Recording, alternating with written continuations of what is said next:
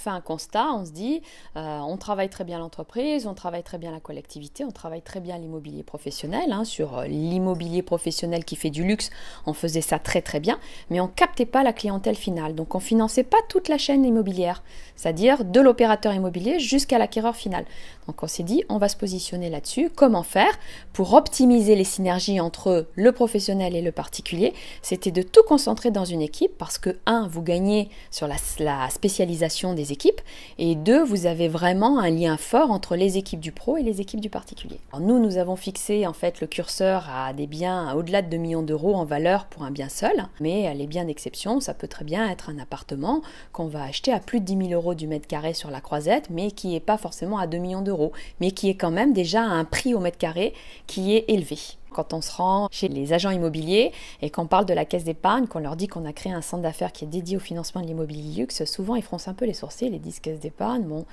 on a encore l'image du livret A, mais on commence à faire notre bout de chemin puisqu'aujourd'hui, avec 8 mois d'existence, maintenant quand je me rends chez un agent immobilier, il me dit Luxury Properties, j'ai entendu parler de vous, il paraît que vous êtes très réactif.